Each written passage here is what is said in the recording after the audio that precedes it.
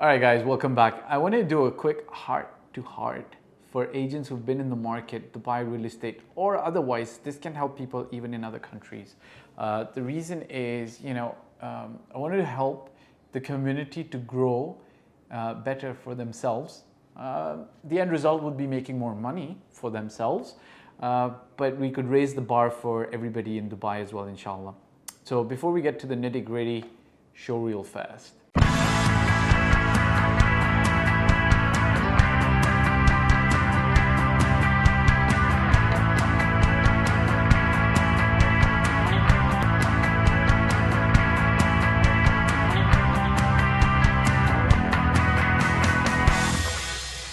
All right, welcome back, guys. Check this out.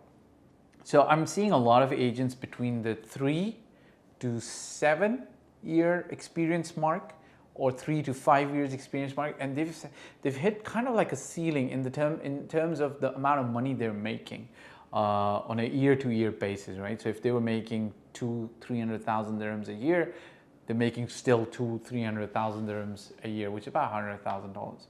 If they're making 500,000 dirhams, they're still making 500,000 dirhams. So what I want to do is do a heart-to-heart, share some information.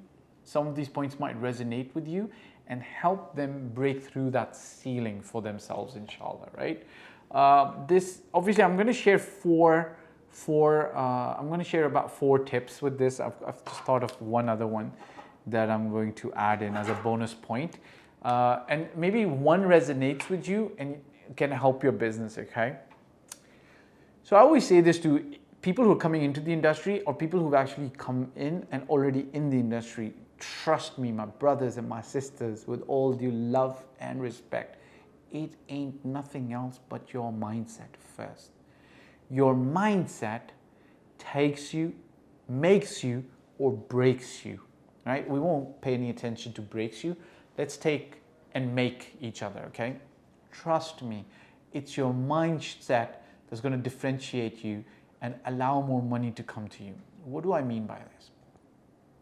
The number one thing that you could do for yourself today, and decide today, is that I'm no longer an agent in the Dubai real estate market. I'm no longer a real estate broker. I am a business person. You can add the word successful before business person.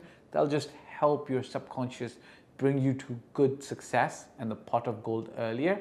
But even if you don't do that, actually I suggest you do that. So write down, I am a successful business person, okay? Technically you are a business person because you don't get paid a salary, you work your own hours, sometimes on weekends, but you still sometimes think like an employee, which means you have a manager, you have a business office that takes care of all the red tape and the overheads, and you have some other people sometimes motivating you. You need that, have that, great. But you within yourself need to start differentiating. Are you an employee? Are you a practitioner and agent only? Or are you in business for yourself? Now, given that you're not going to be running a business immediately, but if you start thinking that, listen, I'm a business person who's running, let's say your name is Dave Smith or your name is Majid Hamid. And if you said, hey, I am Dave Smith Incorporated, I am a business entity, or I am Majid Hamid Incorporated, I am a business entity.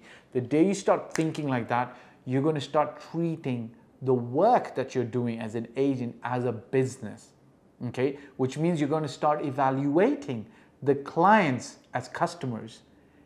Are they profitable? Are you servicing them well? Are you providing them value? Are they non-profitable? Maybe you shouldn't work with certain category of customers, so on and so forth. The day you start thinking like a business person, CEO of your own business, that's the day you're going to start focusing on generating your own leads.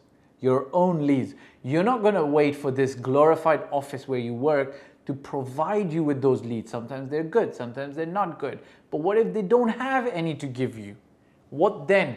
The day you start thinking as a business person is the day you start investing in generating your own leads so that more rewards can come back to you.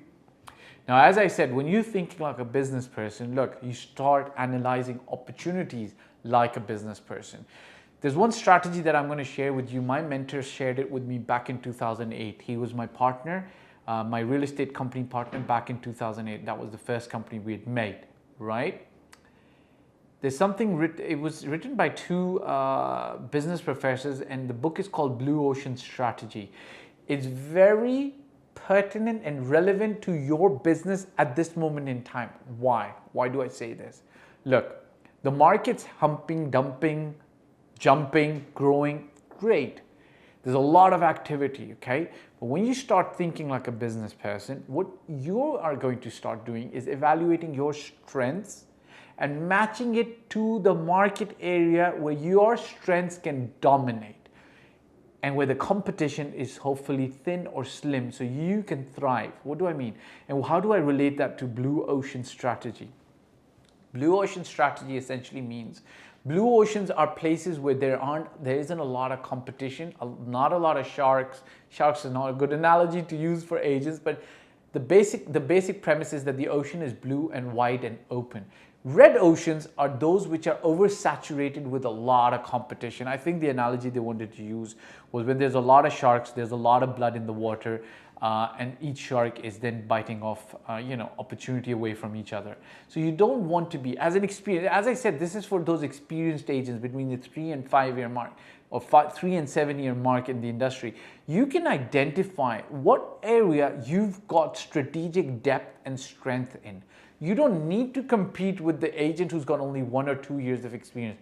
You need to go and sit at the head of the market or in the market, the area where you can add greater strength and others can't compete with you and there isn't a lot of competition. I'll give you an idea. I'll give you an example. Back in 2016, when resale market was kind of dying down, there was this project. It's going to be funny to mention this to you, but it's interesting. It was based in Dubai Investments Park 2. And it was a project that was with our company since 2015, but a lot of people were not paying attention to it.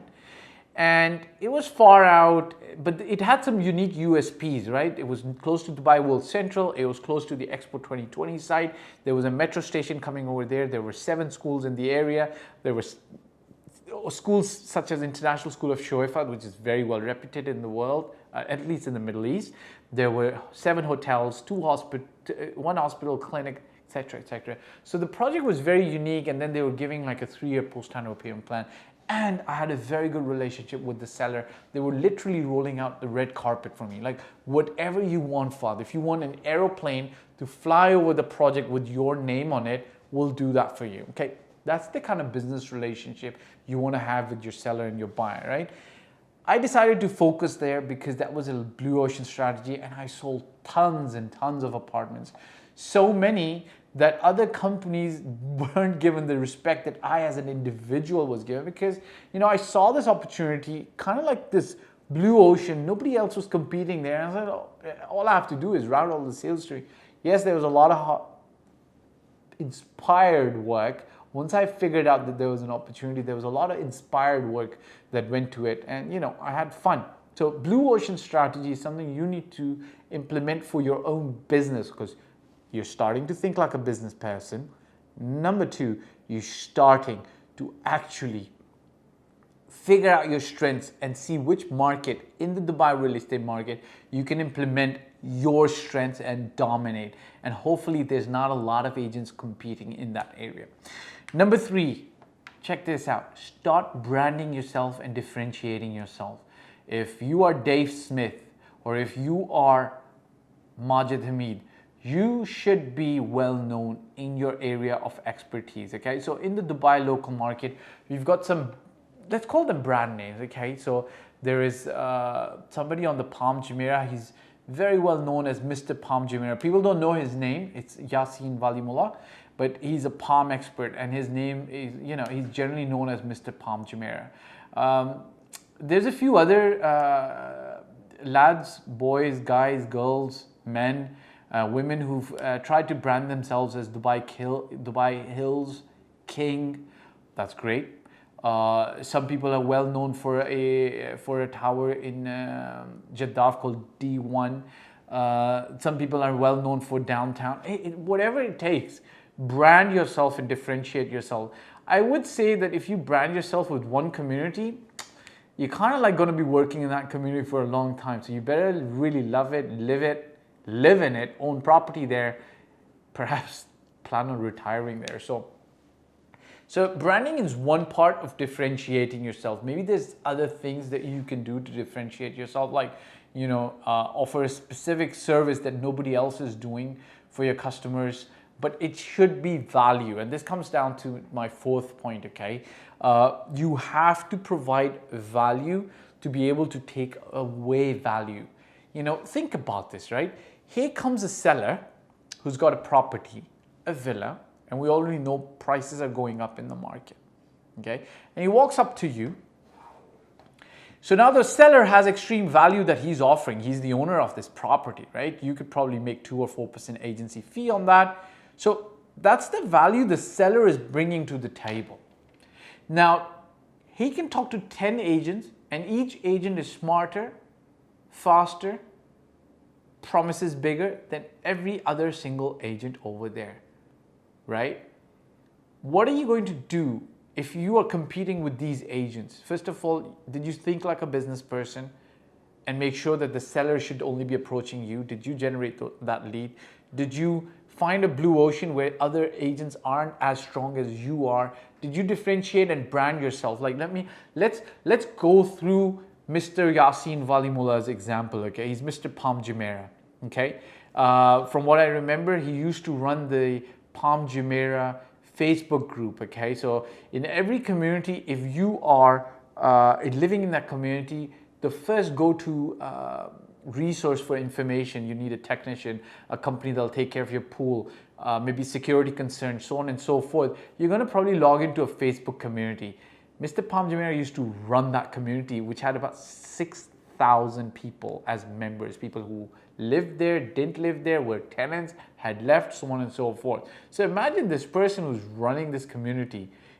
If he's got a villa to sell, or if he wants to ask if anybody's got a villa to sell, he just needs to put the notice out there. And obviously, as the administrator, what are the people going to say? They want to work with him, right? So, number one.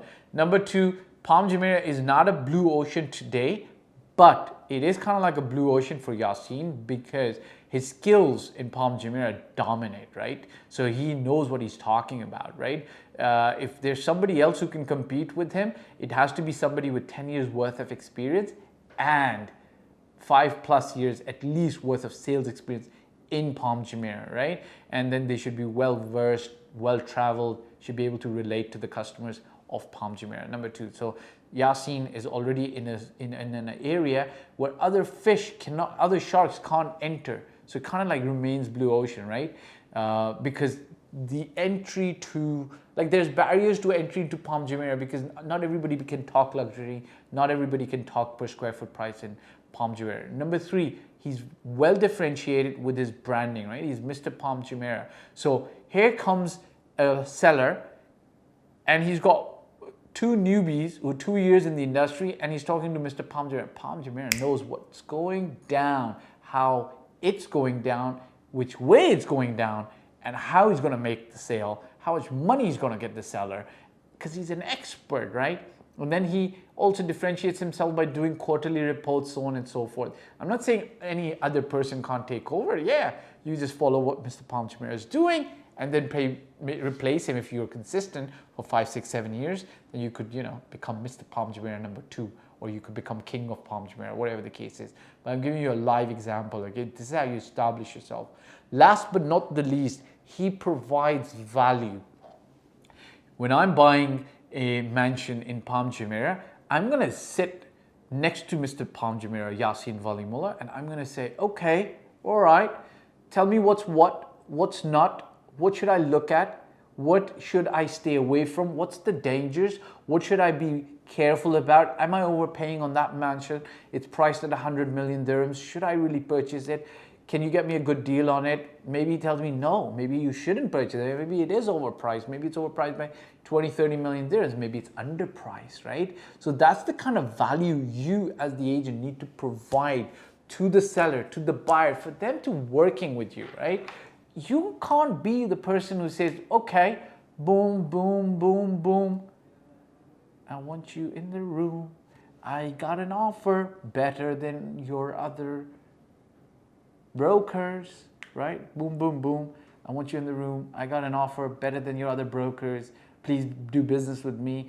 Please, please, please. That's not what you want to do. You want to differentiate. All right, guys. Look, heart to heart, I wanted to actually get some value out there to my peeps in the industry. Maybe one of these points resonates with you, maybe all of them. Think like a business person. Start today. You're the CEO of your business. 2, think blue oceans, or where your strengths can dominate. Number 3, differentiate and brand yourself. Number 4, bring value to the table. And I said I'll give you a bonus point if you stick to the end. Find a good mentor. Okay, it doesn't have to be me. It could be anybody in the industry who's been there, and go and be their assistant. Go and say, I want to work with you, and learn from them. And it's going to take you from flying normal solo to all the way up. All right. Hope this helps. Hit the subscribe button, press the bell icon, spread it out, spread the love. Ciao for now. Okay guys, so thanks for watching. My name again is Fahd Dawood. I've been doing this for 14 plus years. I started in 2006 in Toronto, Canada, and since 2007 I've been doing this in Dubai. I generally talk about real estate, your life, my life, and our path to allowing financial bliss coming to us. If you want to work with me, such as buy a property in Dubai, or you need general advice, you can hit me up on in the contact form below. If you've liked this video, I'd appreciate if you subscribe, press the bell icon, and hit the like button, and share it with other friends. Ciao for now.